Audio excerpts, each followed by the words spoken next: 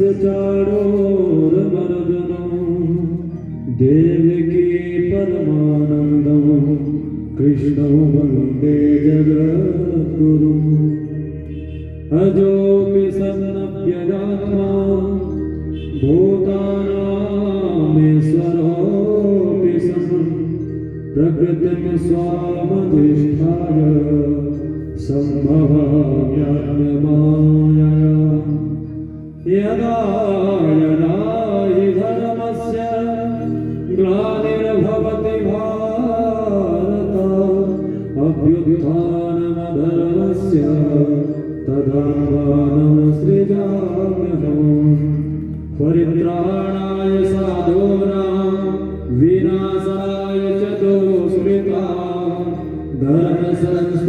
धर्मसंस्थापनार्थाय सम्भवामि युगे युगे जरुन कर्म च मे नित्य मेवयो वेति तत्त्वतः त्यक्त्वा देहं पुनर्जन्म नैति मामेति सोऽर्जुन वीतराग भयक्रोधा मन्मया मामुपाश्रितः बहवो ज्ञानतपसा पूता मद्भावमागतः वसुदेवसुतं देवं कंसचाणूरमर्दनम् देवकी परमानन्दम् कृष्णं वन्दे जगद्गुरुम् जय राधे राधे गोविंद गोविंद राधे राधे राधे गोविंद गोविंद राधे राधे राधे गोविंद गोविंद राधे राधे राधे गोविंद गोविंद राधे गोविंद राधे राधे गोपाल राधे गोविंद राधे राधे गोपाल राधे गोविंद राधे गोपाल राधे गोविंद राधे गोपाल राधे राधे राधे गोविंद गोविंद राधे श्री राधे राधे गोविंद राधे राधे राधे गोविंद गोविंद राधे श्री राधे राधे गोविंद गोविंद राधे गोविंद राधे गोपाल राधे गोविंद राधे गोपाल राधे गोविंद राधे राधे गोपाल राधे गोविंद राधे राधे गोपाल राधे राधे राधे गोविंद गोविंद राधे श्री राधे राधे गोविंद गोविंद राधे श्री राधे राधे गोविंद गोविंद राधे श्री राधे राधे गोविंद गोविंद राधे राधे राधे गोविंद गोविंद राधे श्री राधे राधे गोविंद गोविंद राधे गोविंद राधे गोपाल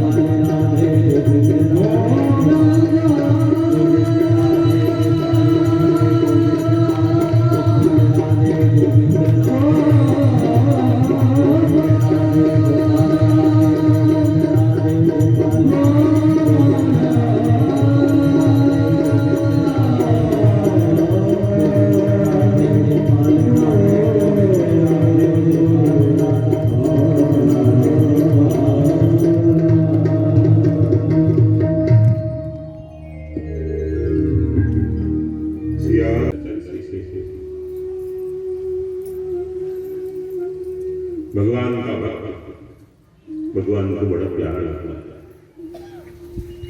भक्ति मंत्र हो, संस्कार मंत्र हो,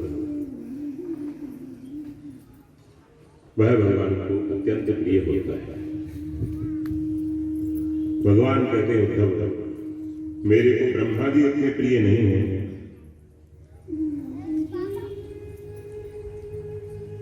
जितना प्रिय भक्त।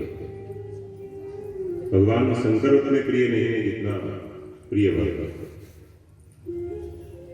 साक्षात भगवती लक्ष्मी उतने प्रिय नहीं है जितना प्रिय भक्त है।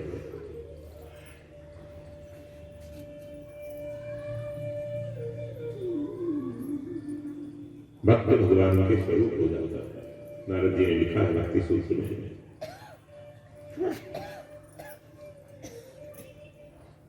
तस्मिन् तज्जने एवा वेदा भाषावा, तस्मिन् तज्जने प्रभु में और उसके जन में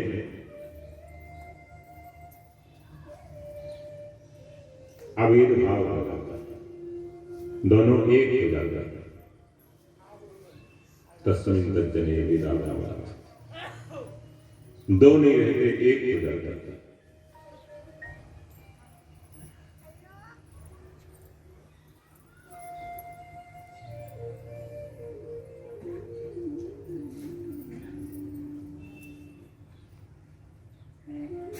हरि से बड़ा हरिजन है, हरि से बड़ा हरिजन।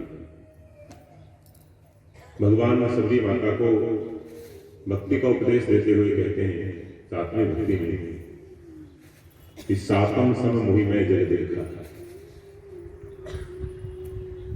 सारे जगत को मेरे समान मानना। मतलब हम आप भगवान की दृष्टि में बराबर हैं, हमको आपको भगवान बराबर मानते हैं। लेकिन कोई संत होता है सच्चा, उसको भगवान कहते हैं मोते अधिक संत करी गई, उसको मेरे से अधिक मानो, मेरे से बड़ा मानो। तो संत तो भक्त तो मानता है भगवान का दास अपने को, और भगवान कहते हैं वो दास नहीं है, वो मैं उसका दास हूं, वो मेरे से बड़ा है। एक बार उद्धव को भगवान ने अपने मुकुट में लगी हुई मणियां दिखाई। उद्धव जी ने देखा बहुत सुंदर मणियां लगी आपके मुकुट में। ऐसी मणि तो पृथ्वी लोक में हमने देखी नहीं, कोई हीरे से, जवाहरात से, सोने चांदी से ऐसी मणि नहीं बना सकता। नीलम, हीरा, पन्ना, डायमंड,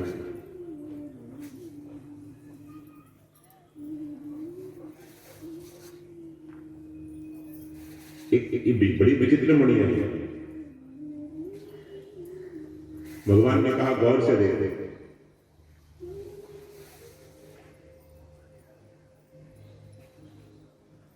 उद्धव जी ने गौर से देखा तो दंग रह गए।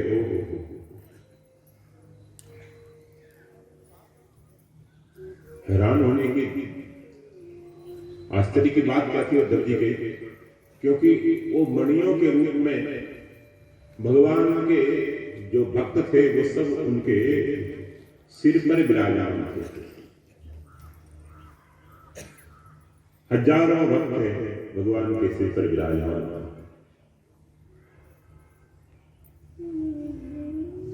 यह देखकर उद्धव जी आश्चर्यचकित थे।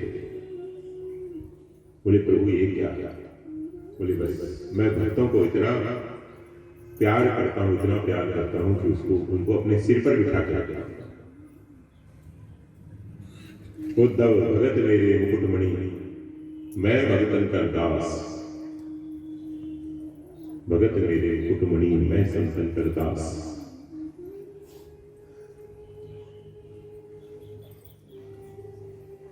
मेरे मुकुट की जो मणियां हैं वो साक्षात मेरे भक्त। तो भगवान इतना प्यार करते हैं अपने भक्तों से, इतना प्यार करते हैं कि अपने सिर पर बिठा कर रखते हैं। संसार में कोई आपसे प्यार करेगा तो सिर पर बिठा के नहीं रखेगा। छोटे बच्चे को भी माता पिता दादा दादी प्यार करते हैं तो थोड़ी देर के लिए उठाते हैं। कितना ही प्रेम नहीं होगा, इतना प्यार नहीं करेगा जितना भगवान करता है।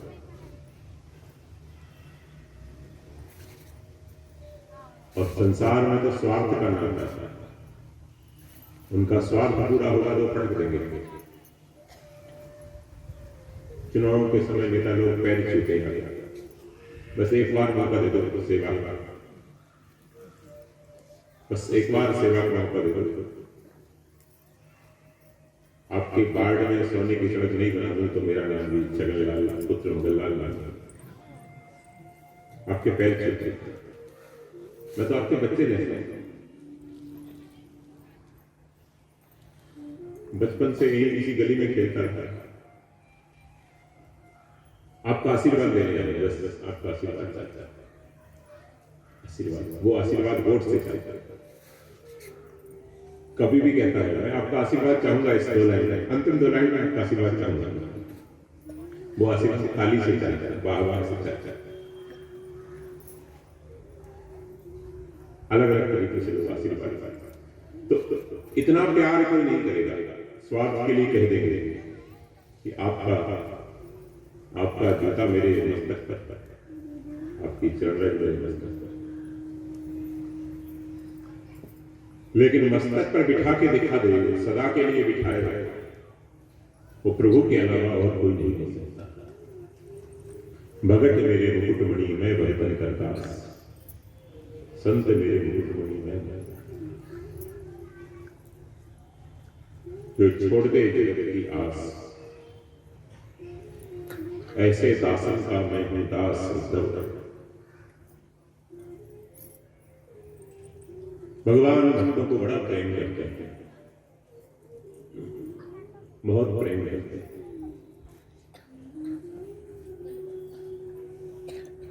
ऐसे ही भक्त हुए हैं महाराष्ट्र में।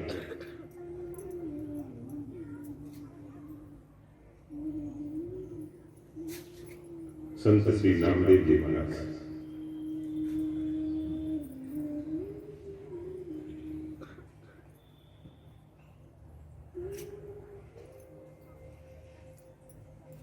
मेरी स्थिति में 2, 3, 4, 5 भक्त एक साथ अटैक कर रहे हैं।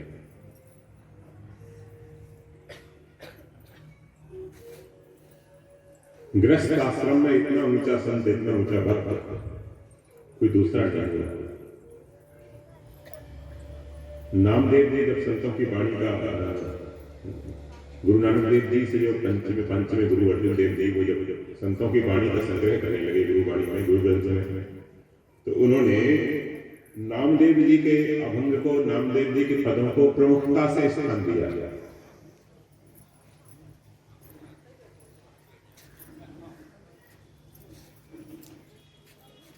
कबीरदास जी के, नामदेव जी के, रैदास जी के, इनके पदों को मुख्यता से स्थान दिया।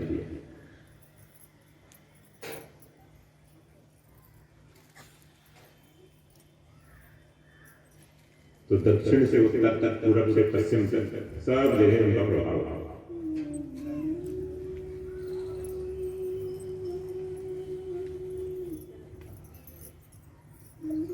इस सारे भक्तों का बाल्यकाल लगभग एक जैसा बीता है, लगभग बड़े बड़े महापुरुषों।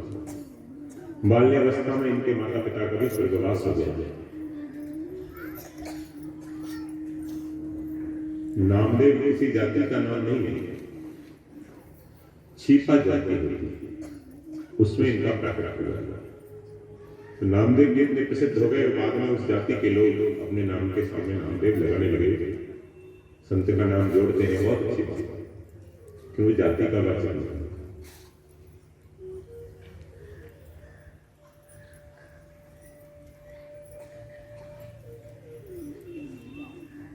बाल्यावस्था में ही माता पिता का वियोग हो गया। नाना नानी ने इनको पाला। चलो बेटी चली गई तो बेटी के बेटे को ले आ गए।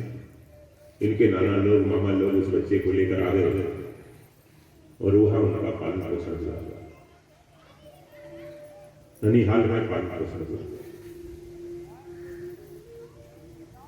नाना जी बहुत बड़े भक्त थे। नाना जी का असर मां पे नहीं पड़ता, लेकिन मां के बेटे पे दौहित्र पर पड़ता है। और दादाजी का असर ज्यादा पौत्र पर पड़ता है, अधिकांश पौत्री पर पड़ता है।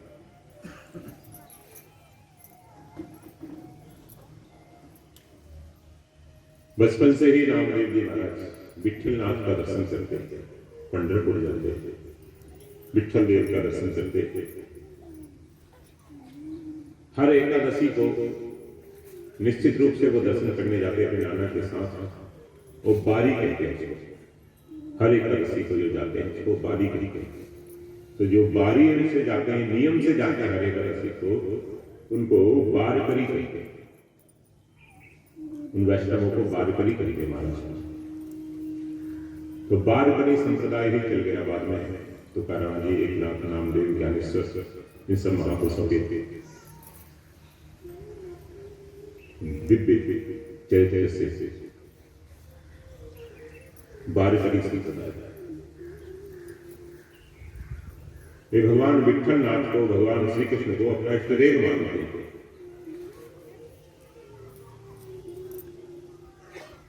और हर एकादशी को निर्जला व्रत करके ठाकुर जी के दर्शन करते हैं, भगवान के दर्शन करते हैं। ये नियम है। दर्शन करके फिर रात्रि भर जागरण करते हैं, पूरी रात्रि जागरण करते हैं।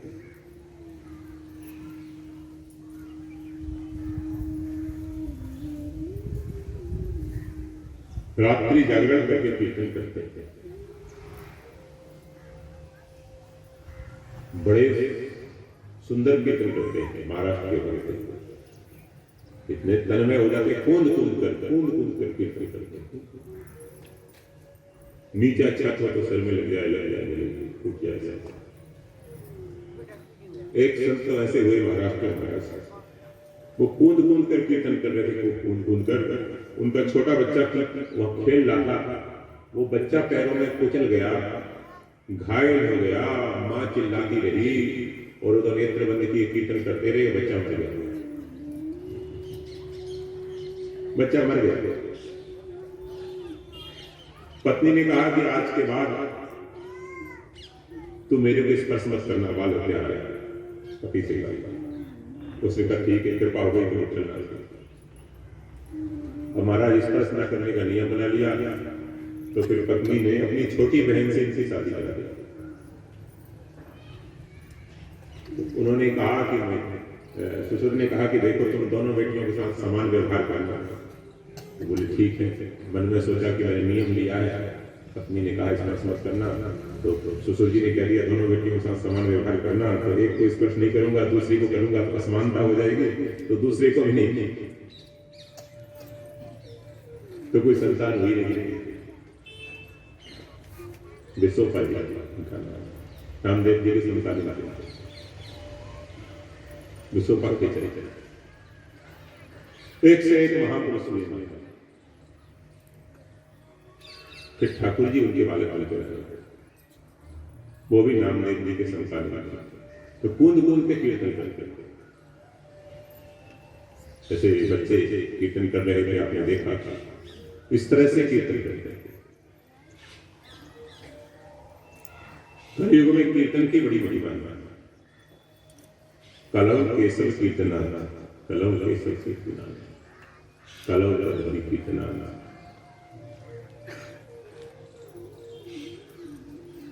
हरे राम केवलम, कलव नास्ते गुरुजन्मता।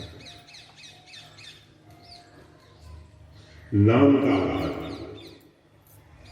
वैष्णव ने नाम को बड़ी प्रमुखता से भक्ति का अंग माना। सत्संग सेवा सुमिरन, सत्संग सेवा सुमिरन।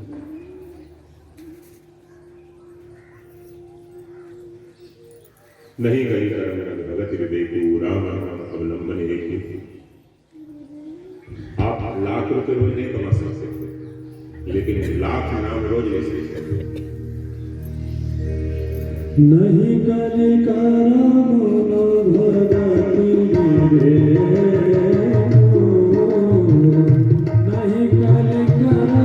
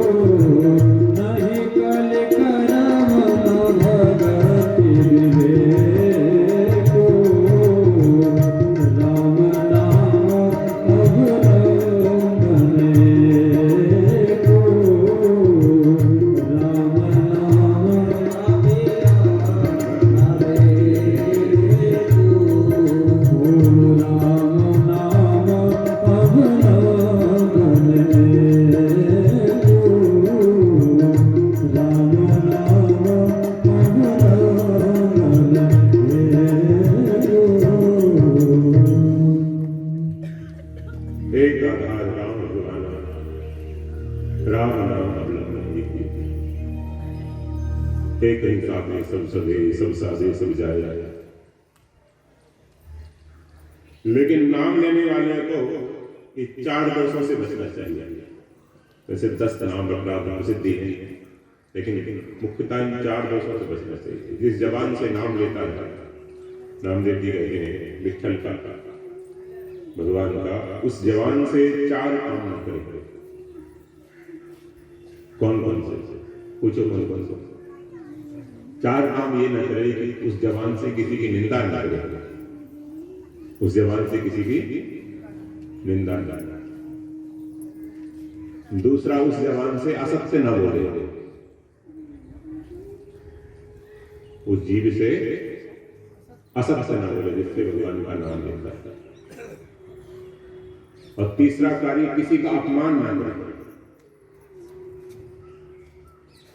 किसी का अपमान न करे।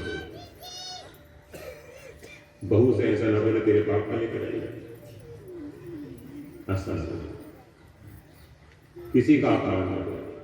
और चौथा कार्य, गाली न दे, अपशब्द न बोले।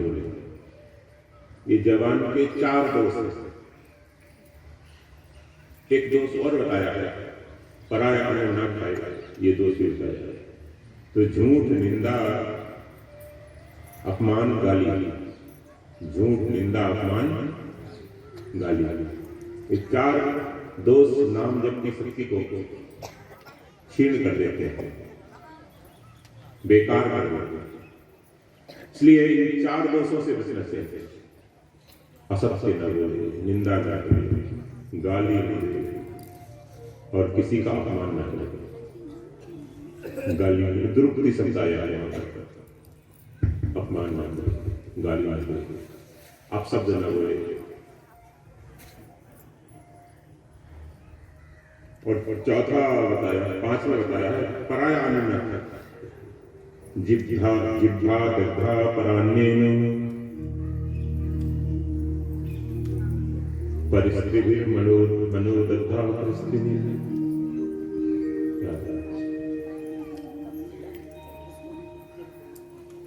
जीव पराये अन्न से जली हुई है, मन परिस्थिति पर पशु के चिंतन से जला हुआ है, परधन से जला हुआ है, ईर्षा से जला हुआ है। तो कथम सिद्धिर भवेत्, सिद्धि कैसे हो? ऐसा श्लोक। फिर सिद्धि कैसे होगी उसकी?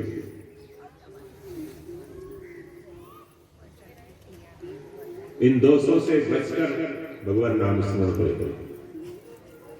झूठ, निंदा, अपमान, गाली याद कर लो। शाम को पूछूंगा कहाँ ध्यान है, समझना शाम को। झूठ, निंदा, अपमान, गाली, झूठ, निंदा, अपमान, गाली, झूठ, निंदा, अपमान, शाम को पूछूंगा। मेरी बच्ची है नहीं,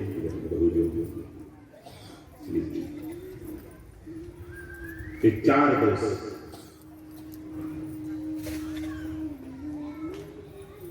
इनसे बचकर, और जहां तक वो पराया नहीं बनता, क्योंकि अन्न से ही आपके विचार बनेंगे। भक्ति का विचार तब बनेगा जब आपका अन्न शुद्ध होगा। भक्तों ने इस बात को बड़ा जोर दिया, अन्न की शुद्धि।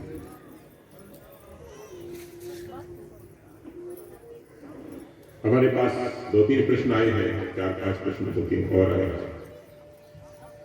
एक आया, हमारे चंचल मन को कैसे नियंत्रण में करें, हमारे माइंड को कैसे कंट्रोल करें, एक प्रश्न ये आया। तो सबसे पहले अन्न पर सुधार करना चाहिए।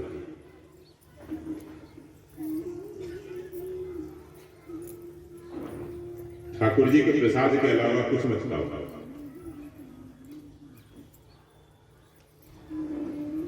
उससे भी पहली चीज है आपका उद्देश्य सिद्ध रहे, आपका जो टारगेट है, आपका जो एम है, वो बहुत पक्का हुआ, उसमें कोई समझौता नहीं, कोई कॉम्प्रोमाइज नहीं, कैसे भी मुसीबत। तो उद्देश्य हमारा ठीक है तो मन इधर उधर नहीं जाएगा। हमने कभी हर जगह पानी भी नहीं पीते,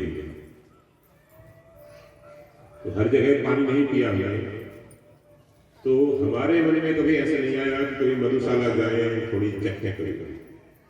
मन कभी गए ही नहीं, कभी नहीं गया। आप में से बहुत से लोग होंगे ऐसे, मधुशाला जाता है मन, तिवारी जाता है, शर्मा जी जाता है, नहीं जाता। क्यों नहीं जाता? ये उदाहरण दे रहा हूं।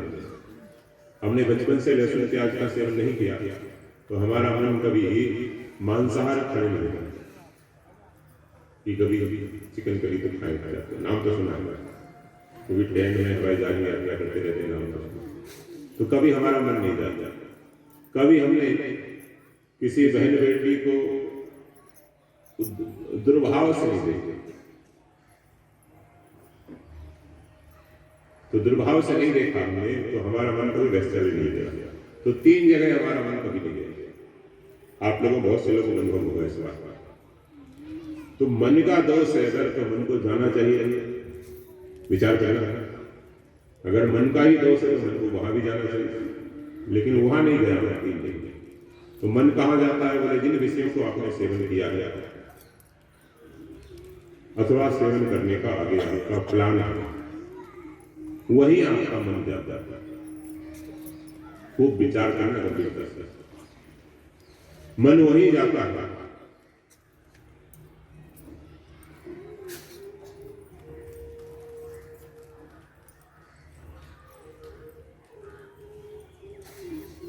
इसका पैसे कमाने का उद्देश्य इसका बन जाएगा, कौन सा बिजनेस करूं, कौन सा ना करूं, किसमें ज्यादा बेनिफिट है, किसमें कम फल है।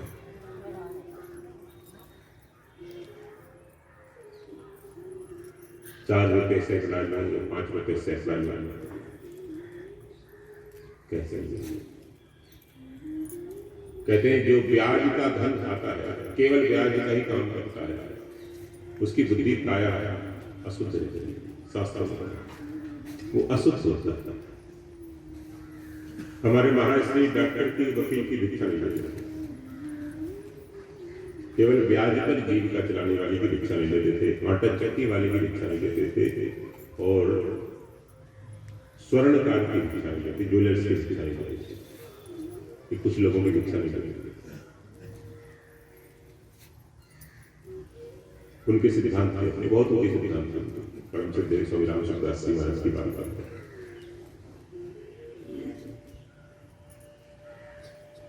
वो नहीं लेते, उनके साथ रहते थे। ये काम करने वाले उनके साथ रहते थे, लेकिन इनकी भिक्षा नहीं लेते। महाराज जी के साथ में जो भजन गाते थे, कीर्तन करते थे, उसकी भजन की सुनते, वो जीवन भर महाराज जी के साथ रहे। पहले पिता काम संभालते थे, फिर बच्चे हो गए उनके काम संभालने वाला।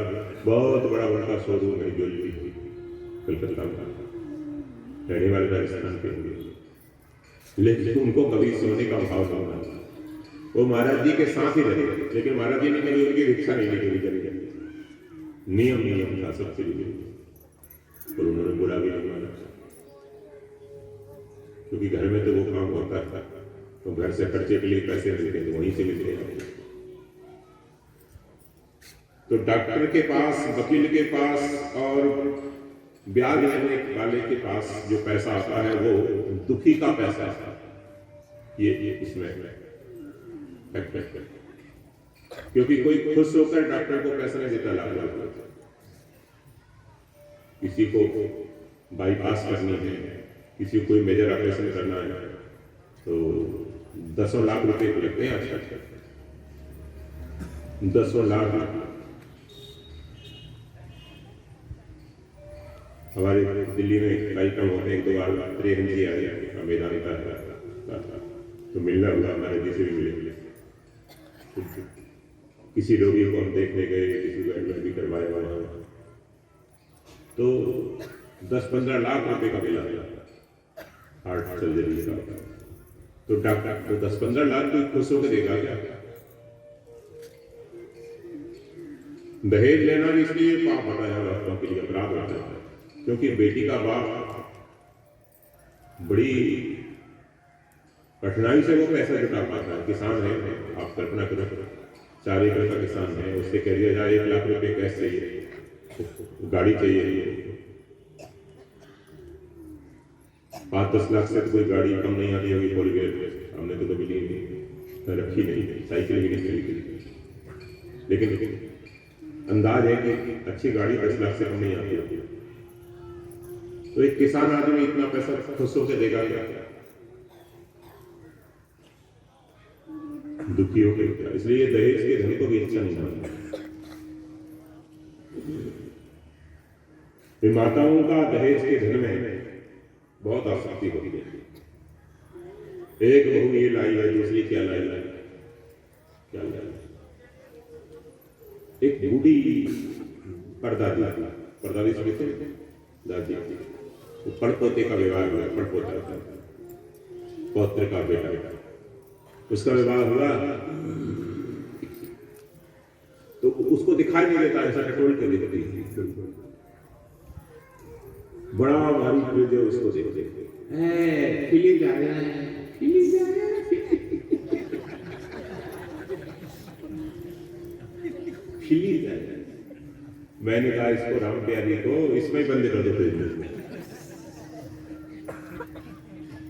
उस फ्रिज में नहीं, उसमें एक अंदर बॉक्स होता है, ठंडा होता है, फ्रीजर, माइनस पर वहां बंद कर दो। हमारे सामने भी राजस्थान का, तो खुश होकर थोड़ी देता है इतना सारा सामान।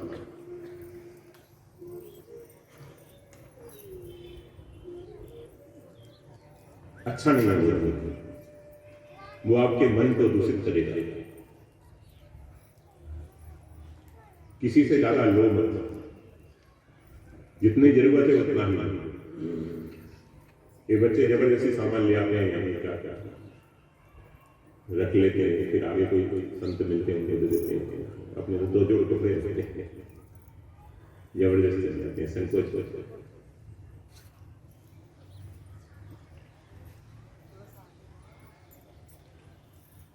किसी से लोग पहले के लोग ये करते थे, दहेज का धन भी वो बांट। इस तरह की किताब में कथा करते थे, तो कथा में जो चढ़ावा है वो प्राय वो बांट दो। अपने घर में तो खेती का जो पैसा आता था उससे निर्वाह होता था, खेती से जो अनाज आता था उससे निर्वाह होता था, वो प्राय बांट दो। आप में से कई लोग वृद्ध लोग जानते हैं।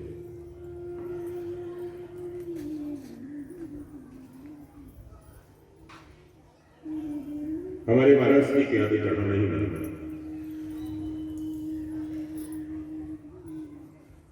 एक पैसा है, नारियल, फल, कुछ मतलब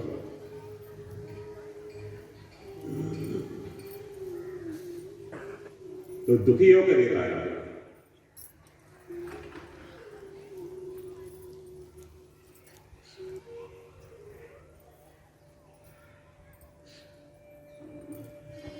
वकील को दुखी होकर देता है, डॉक्टर को दुखी होता है, ब्याज इतना सारा दुखी होता है, डबल होता है ब्याज, डबल।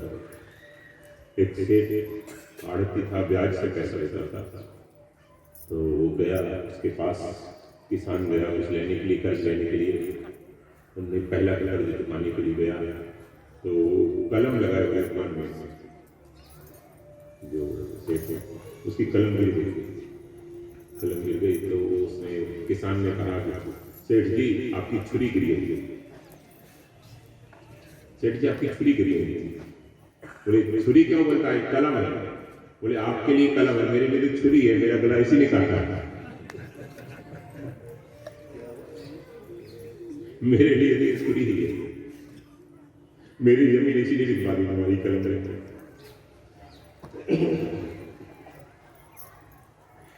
ब्याज का पैसा नहीं देना चाहिए, इससे मन दूषित होता है, खुरापात आते हैं। वकीलों का डॉक्टर, एक हमारे गुरु भाई है, दिल्ली में कथा चलती, तो किसी डॉक्टर ने उनको निमंत्रण दिया, वो चले गए। मैं भी गया था 1 घंटे के लिए, चलो पता सुनाने के मिले आएंगे। हमारे बड़े भाई टीवी पे उनका प्रोफेसर आता है,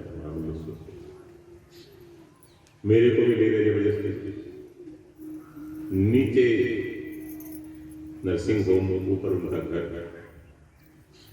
डॉक्टर हैं, बड़े डॉक्टर हैं गुड़गांव में, गायनेकोलॉजिस्ट।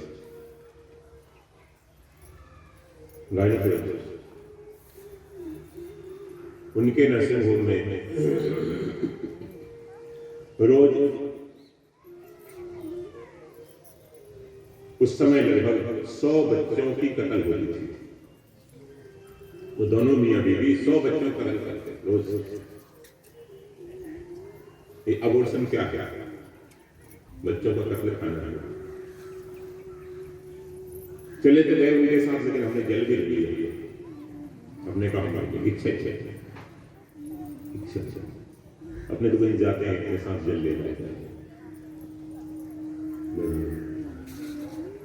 कथा में जाते हैं, कहीं जाते हैं। आप लोग को जैसे मांगना नहीं पड़ता, अपने पास रहता है लेके तो उनके यहाँ जल भी नहीं।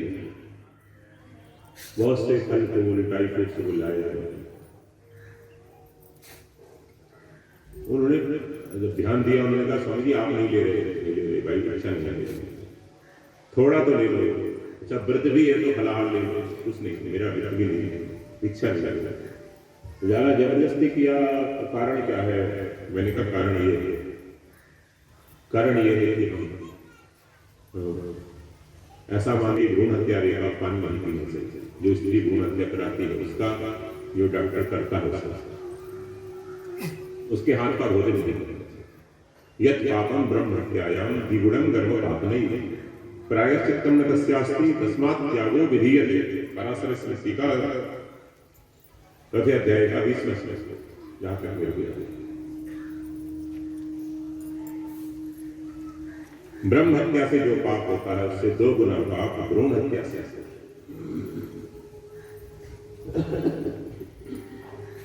तो संत लोग उनका नहीं लेते। हिंसा जहां होती है उनका नहीं लेते।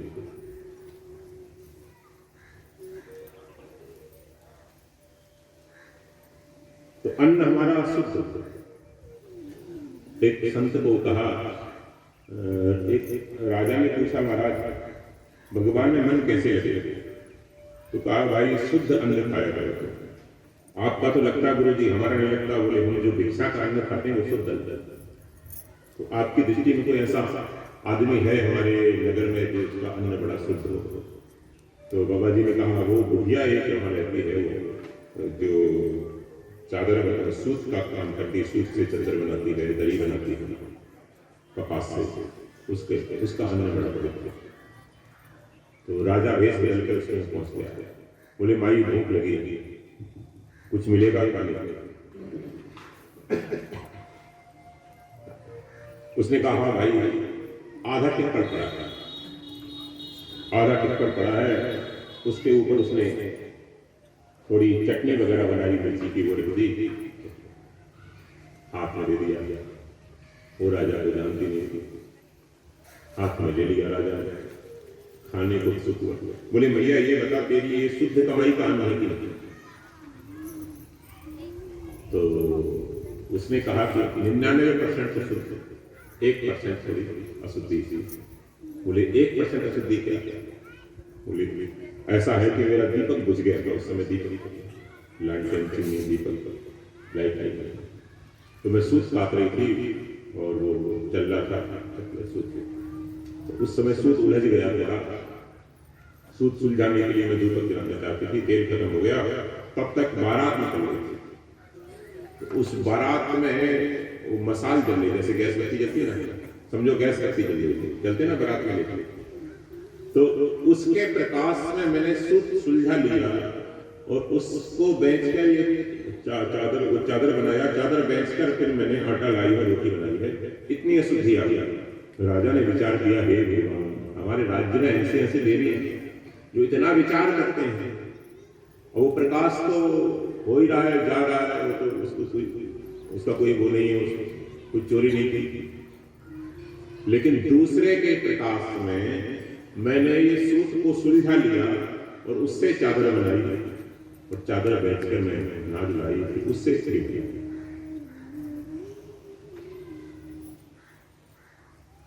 अन्य दोष न,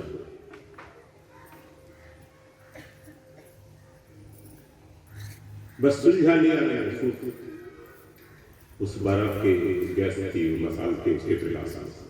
इतना पराया हक आया है, इतना दूसरे का हक आया है, बाकी तो मेरा मेहनत का।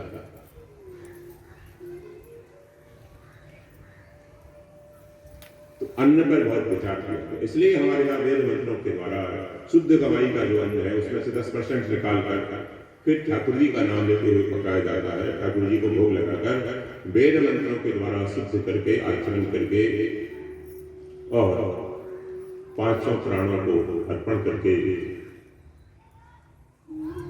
ब्रह्मार्पण करके फिर जो प्रसाद पाया जाता है वह मन को शुद्ध करने में सहायक है।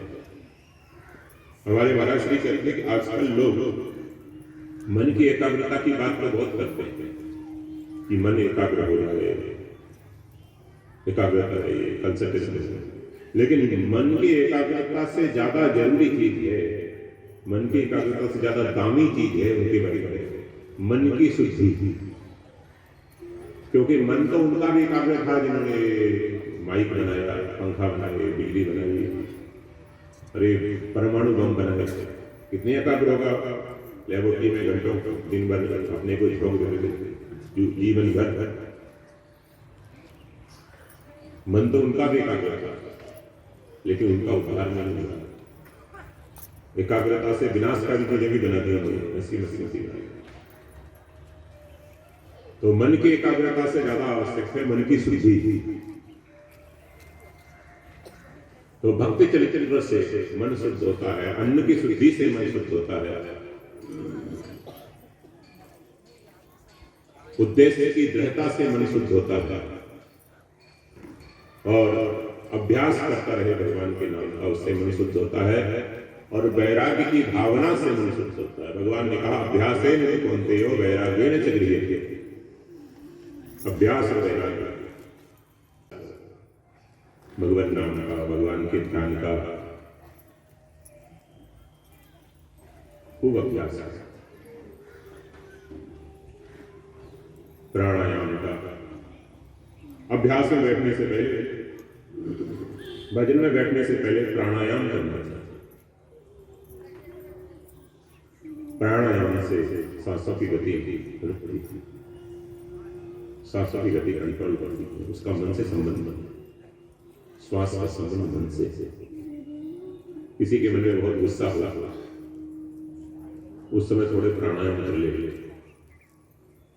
तो वो श्वास की गति बढ़ती नहीं है, वो गुस्सा निकल नहीं है। किसी को काम वासना हो तो तेज है तो प्राणायाम कर ले, तो प्राणायाम करने से वो वासना, वो मन की स्पीड नहीं बढ़ी, बहुत लोभ आ रहा है, श्वास की गति को रोक लो।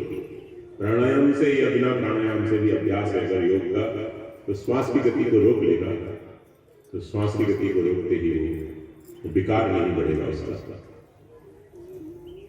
आप देखते गुस्सा आता है, श्वास तेज चलने लगती, बहुत तेज चलने लगती श्वास, कैसे हाफ जाता है, आई आई विराज। तो विकार श्वास की गति के साथ बढ़ते हैं, मन की चंचलता श्वास की गति के साथ बढ़ती है। श्वास को स्थिर रखने का प्रयास है, इसको बहुत जोर दिया है संतों ने।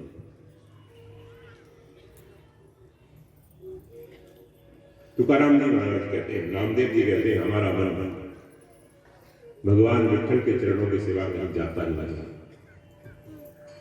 कहीं नहीं जाता। ये महापुरुष लोग इतनी जिम्मेदारी से कह देते हैं, आम आदमी नहीं कह पाता।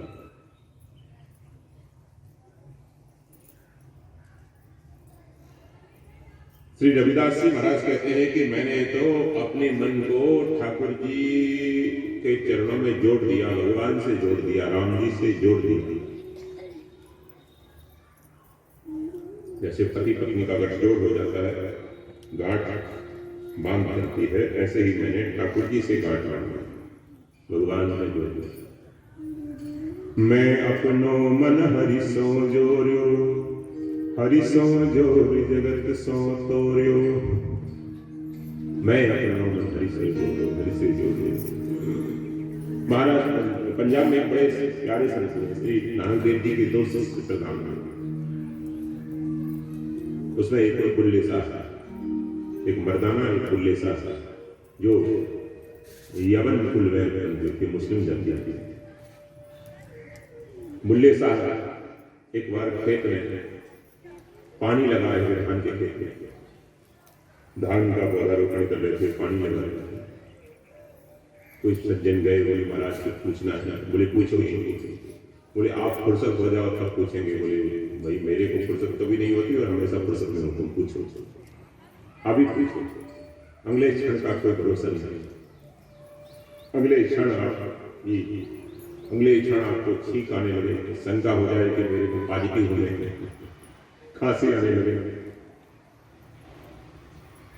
अरे नॉर्मल फ्लू होता है, उसमें भी लोगों को शंका हो जाती है, घर वालों को भी शंका हो जाती है, ज्यादा खांसी आ रही, डोकरा को नहीं।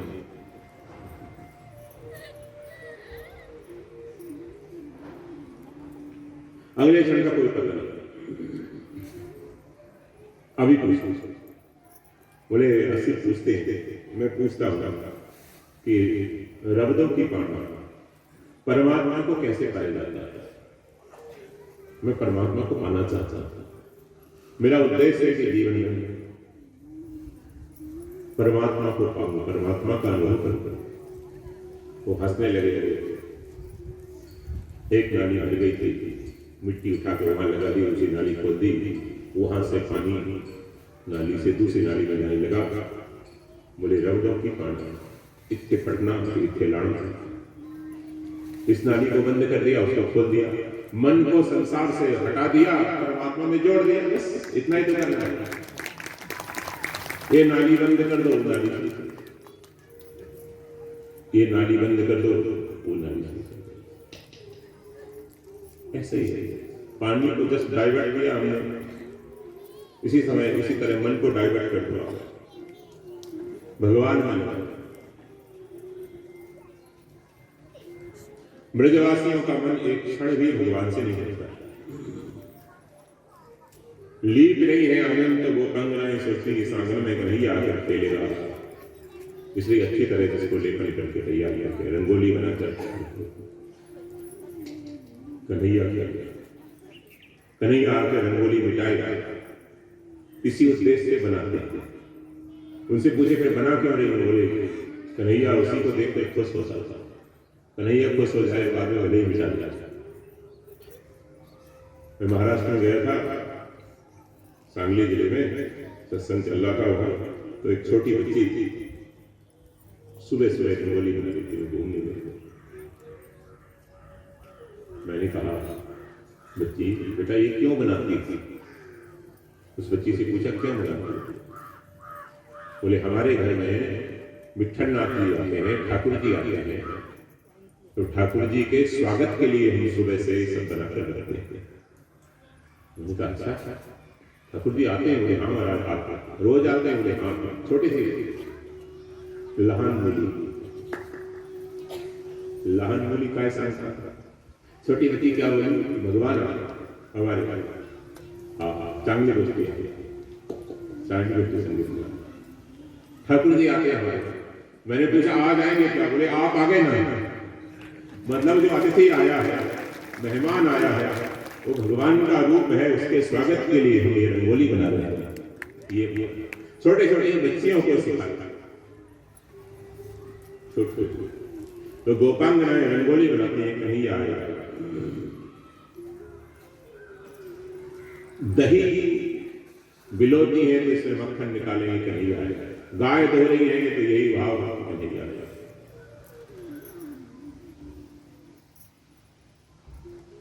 कन्हैया कन्हैया।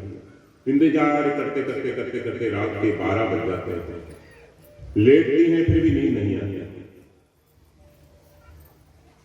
कन्हैया आया, कन्हैया आया। मैं सोती रही और कन्हैया आकर चला गया। हर समय उसी तक उद्देश्य ये है कि कन्हैया आएगा, कन्हैया के लिए है ये। नहाकर पीली साड़ी पहनते हैं, उससे पूछो कि माता जी पीली साड़ी क्यों पहनती? बोले कन्हैया आकर हमारी गोद में खेलेगा, पीली साड़ी उसको अच्छी लगती। लाला आकर मेरी गोदी में खेलेगा। यशोदा रानी पीली साड़ी पहनती है रोज, तो कन्हैया को बड़ी अच्छी लगती है। पीला पीताम्बर पहनाते हैं, कन्हैया को अच्छा लगता है। भगवान को पीला नहीं अच्छा लगता, इसलिए वैष्णव लोग ज्यादा पीला नहीं पहनते। भगवती जगदम्बा को लाल रंग अच्छा लगता है, लाल, इसलिए जगदम्बा के भक्त प्राय लाल। हमारे हिमाचल में लाल ज्यादा पहनती माता है, लाल सलवार लाल सूट पहनते। वो कन्हैया को अच्छा लगता है, भगवती को अच्छा लगता है। लाल पुष्प की माला, लाल चुनरी, लाल साड़ी, ये भगवती को चढ़ाई जाएगी। और भगवान के भक्त पीला, तो कन्हैया के लिए पीला पहनती, कन्हैया के लिए हम आंगन लेते, कन्हैया के लिए मक्खन धोते, कन्हैया के लिए हम बुहार लगाते हैं, झाड़ू लगाते हैं। आकर कन्हैया रोटी मांगेगा तो रोटी में मक्खन रखकर रोल करके कन्हैया को देंगे, चप चप करके कन्हैया खाएगा। हमारा तो जीवन धन्य हो जाएगा, हमारे हाथ की रोटी खा लेगा। तो हर एक गुजरी यही है।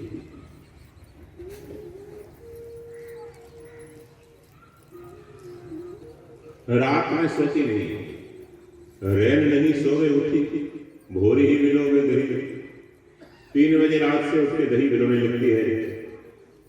उसके घर वाले पूछते हैं, अरे आज इतने जल्दी बिलो रही है? उसको टाइम पे पता नहीं लगता, नींद आने सुबह हो गई होगी शायद। कन्हैया आएगा, मक्खन मांगेगा, तो रात्रि में सोती नहीं, रैन नहीं सोवे उठी, भोरी हुई।